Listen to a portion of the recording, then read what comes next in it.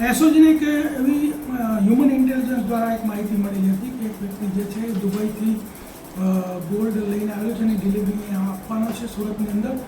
તો રેલવે સ્ટેશનથી એસઓજીની ટીમે ભાવિન કાતરિયા નામના વ્યક્તિને 240 ગ્રામ ગોલ્ડ સાથે પકડી લીધો, જેનો મુદ્દામાલ ટોટલ જે છે 27 લાખનો થાય છે.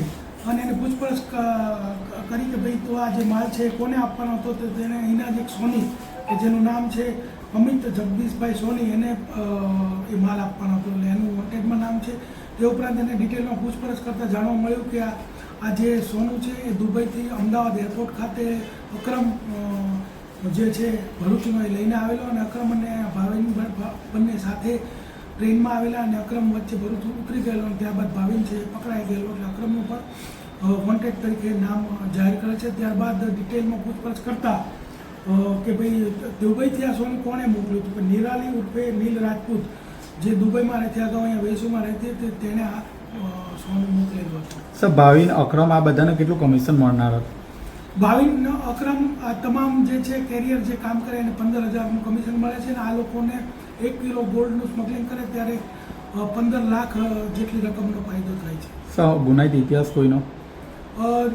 અગાઉના ગુનાઓ જોતા અમિત જગદીશભાઈ સોની એના વિરુદ્ધમાં કોઈ ચીટિંગનો કે એવો ગુનો દાખલ થયો છે, જ્યારે ભાવિન કાતરિયા છે એના વિરુદ્ધ કોઈ ગુનો દાખલ થયેલો નથી. પરંતુ એની પૂછપરછમાં એ જાણવા મળ્યું છે કે અગાઉ 3 વખત એને આવી ખેપ મારેલી છે. સર, કઈ રીતે ગોલ્ડ આવવામાં આવતું હતું? ગોલ્ડ જે છે એને લિક્વિડ સ્વરૂપમાં ફેરવી અને એક્વા રિજિયા જે છે કેમિકલ એના ઉપર લગાડીને એને લિક્વિડ સ્વરૂપમાં કરી અને બેગની વચ્ચેનું એક લેયર ઊભું કરીને એને અંદર પાથરી અને આ રીતે લાવવામાં અગાઉ પણ એસઓજી આવો કેસ કરેલ છે. સર, એ ડિટેક્ટ કરવું મુશ્કેલ હોય છે? હા, જ્યારે આ લિક્વિડ સ્વરૂપે ગોલ્ડ કરીને એકવાર જે મટીરિયલ એના ઉપર ચડાવી દેવામાં આવે તો નોર્મલી જે ડિટેક્ટ કરવામાં તકલીફ પડતી હોય છે એનો લાભ લઈને આ લોકો આવી જતા હોય છે. જો સર આ કેમિકલ વાપરવામાં આવે તો કેટલા ટકા ડિટેક્ટ કરવામાં પ્રોબ્લેમ થઈ છે? કેમિકલ વાપરવામાં આવે તો ડિટેક્ટ કરવું ખૂબ અઘરું પડે છે. મેટલ ડિટેક્ટરથી નોર્મલી ડિટેક્ટ થતું નથી, પરંતુ હ્યુમન ઇન્ટેલિજન્સથી અને અન્ય ઇન્ફોર્મેશનથી એને પકડી શકાય છે. સર, આરોપી કઈ રીતના આગળ નોકરી કે શું કરતો હતો?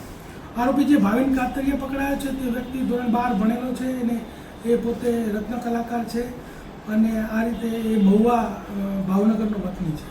સર, મેઇન જે માસ્ટર માઇન્ડ કોણ છે આમાં? માસ્ટર માઇન્ડ જે છે એ જે નિરાલી ઉર્ફે નીલ રાજપૂત કે જે ત્યાં દુબઈથી આ સોનું મોકલે છે એ છે, અને બીજી અમારી પૂછપરછ ચાલુ છે. સર, દુબઈથી આખો રેકેટ ચલાવવામાં આવે છે, અહીંના સોનીઓને કેટલો ફાયદો થાય છે?